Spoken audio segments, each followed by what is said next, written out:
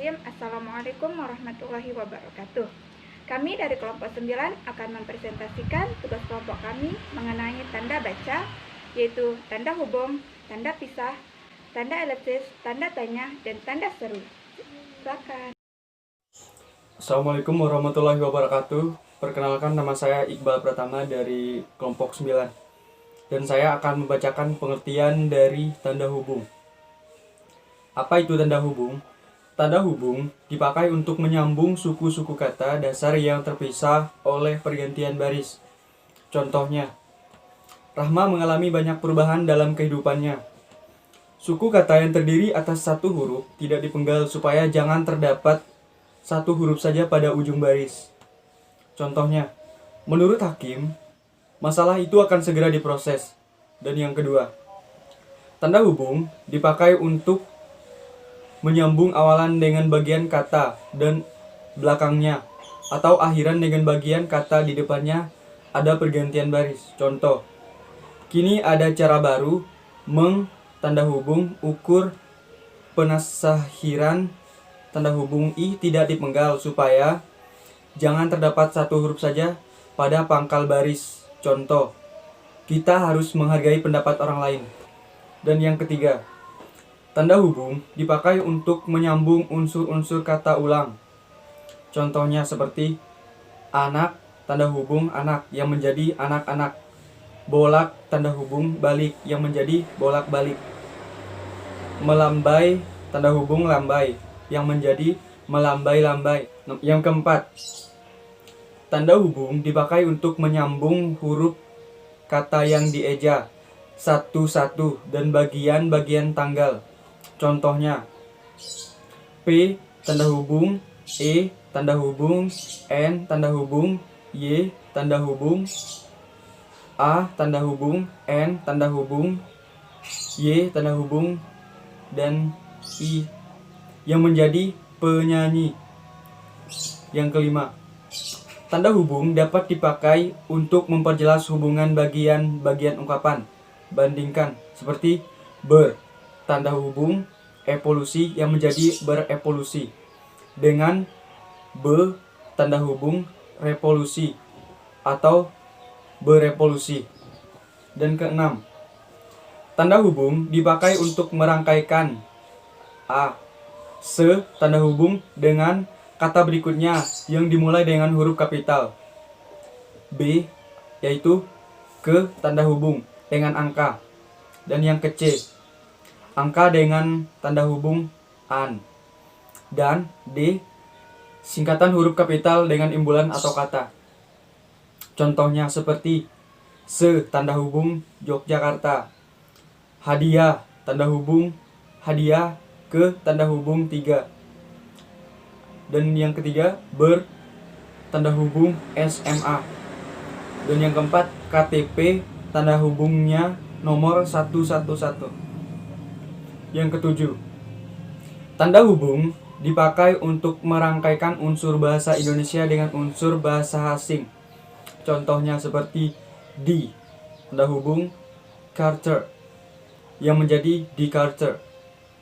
Dan yang kedua, pen tanda hubung tackle tanda hubung an yang menjadi pentekelan. Yang kedelapan, tanda hubung sebagai lambang matematika untuk pengurangan atau tanda kurang. Contohnya seperti 52 dikurangi 35 sama dengan 17. Terima kasih. Itu saja yang bisa saya sampaikan.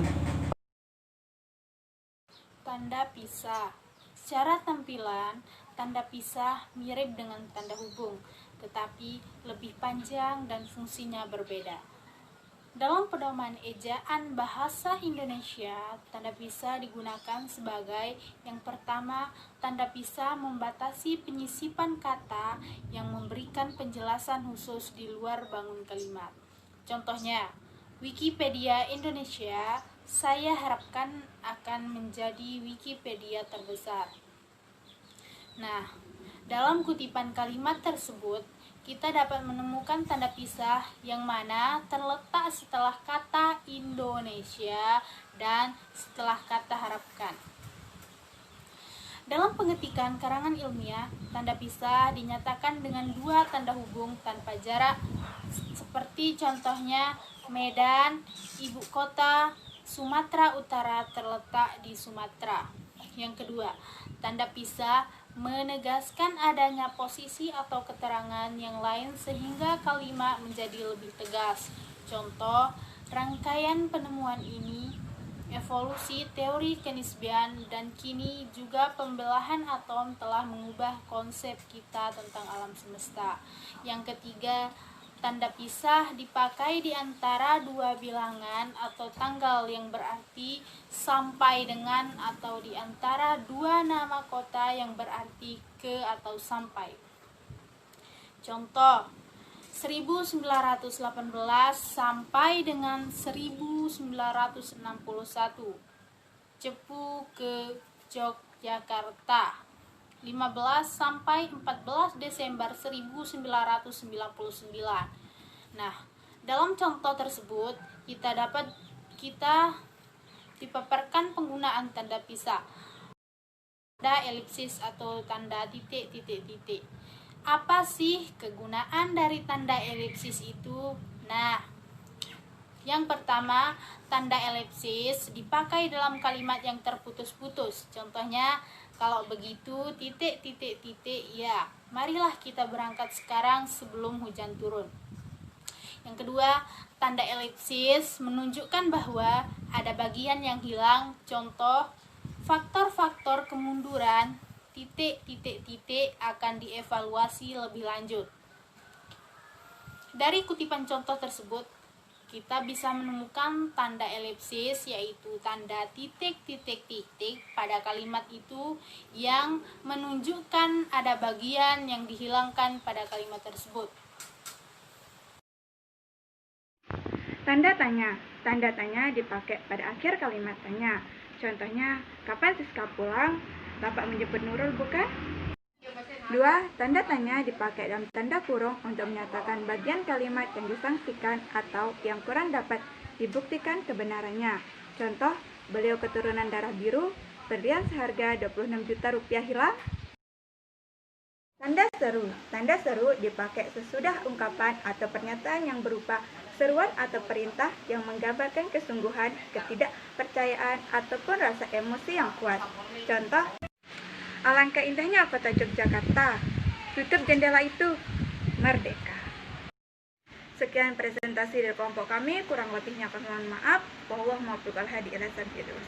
Assalamualaikum warahmatullahi wabarakatuh. Audio Jungle.